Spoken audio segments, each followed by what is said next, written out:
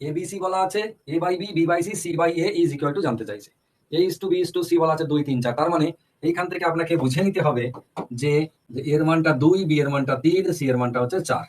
এবার এইখানে অনুপাত হলো A by B, A by B মানে 2/3 is to B by C মানে 3/4 আর সি বাই এ মানে 4/2। এইটা জানতে চাইছি আপনার কাছে। কিভাবে? A by B is to B by C is to C by D, এটা সমান জানতে চাইছি। ভগ্নাংশের অনুপাত কখনো রাখা যায় না, তার কারণ হচ্ছে এদের ভাগাভাগিটা ঠিক নেই। প্রথমটা দেখুন 3 ভাগের মধ্যে 2 ভাগ, এ 4 ভাগের মধ্যে 3 ভাগ, এ 2 ভাগের মধ্যে 4 ভাগ। ভাগাভাগিটাই ঠিক নাই। একটা পাউরুটিকে বলছি এ খেতে পারে 4 ভাগের 2 ভাগ, বি খেতে পারে 3 ভাগের 1 ভাগ, সি খেতে পারে 5 ভাগের 2 ভাগ।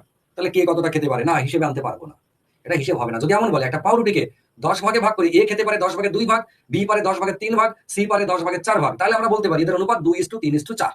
মানে নিচের ভাগাভাগিটা যতক্ষণ না সমান হবে ততক্ষণ আমরা উপরের গুলোকে অনুপাত বলতে পারবো না, হিসেবে আনতে পারবো না। আপনি প্র্যাকটিক্যালি ভাবুন না যে আপনারা নিজেরা, যে আমার ভাই একটা পাউরুটি 10 ভাগে 3 ভাগ খেতে পারে, আমি 2 ভাগের 1 ভাগ খেতে পারি, আর আমার দাদা হয়তো 7 ভাগের 5 ভাগ খেতে পারে।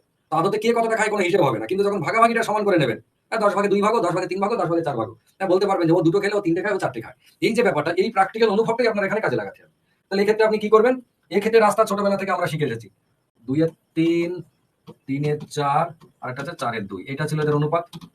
ছোটবেলায় শিখেছি কিরকম? অনেকগুলো জিনিস। নিচে 3, 4 আর 2 এর লসাগু করতে হবে। 3, 4 আর 2 এর লসাগু কত? 12। এই 12 দিয়ে সবাইকে গুণ করে দিতে হবে। এটা একটা পদ্ধতি আছে যে 12 দিয়ে একে গুণ করো, 12 দিয়ে একে গুণ করো, 12 দিয়ে একে গুণ করো। এইটা হয়ে গেল। আর একটা যে 12কে এই 3 দিয়ে ভাগ করে, যেমন যখন 2-এর 3 আছে আর লসাগু বেরিয়েছে 12, তাহলে 12কে 3 দিয়ে ভাগ করলে কত হয়? 4। তাহলে সেই 4 দিয়ে ওপরে গুণ, সেই 4 দিয়ে নিচেতেও গুণ, দিয়ে দাঁড়ালো নিচে 12 আর ওপরে 4 দিয়ে 8, মানে 8/12।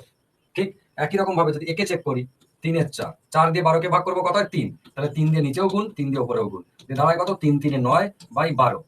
তাহলে এই একটা আবার এইটার বেলাতে 4-এর 2, 2 দিয়ে 12কে ভাগ করলে কত হয়? 6, 6 দিয়ে নিচেতেও গুণ, 6 দিয়ে উপরেও গুণ, কত হয়? 4×6=24/12। এবারে যেটা দাঁড়ালো খেয়াল করুন, এই সিস্টেম ছোটবেলা এটা একটা পদ্ধতি, মানে কোনটার পরে? ওই প্রথম লাইনের পরে। এটা একটা লাইন, এটা একটা লাইন, মানে দুটো আলাদা জিনিস। এটা দেখুন কি হয়েছে?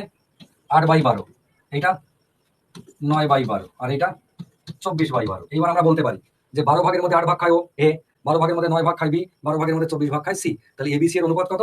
8:9:12। আমরা এটা বলতে পারি ওই হিসেবে। ঠিক আছে? আর এই পদ্ধতিটা কি ছিল যেটা আমরা করছিলাম? এই জায়গাটা 3-এর সাথে 4-এর কাটলাম, কত হলো? 3, 4, 4 দিয়ে কত হলো? 8। এটা কাটাকাটি করলে 4, 4 দিয়ে কত হলো? 8 ইস টু 4-এর সাথে কাটলাম 3, 3 3 কত? 9 ইস টু এটা কাটলাম কত? 6, 4 6 24। তাহলে খেয়াল করুন 8 9 24, এখানেও 8 9 24, দুটোই পদ্ধতি।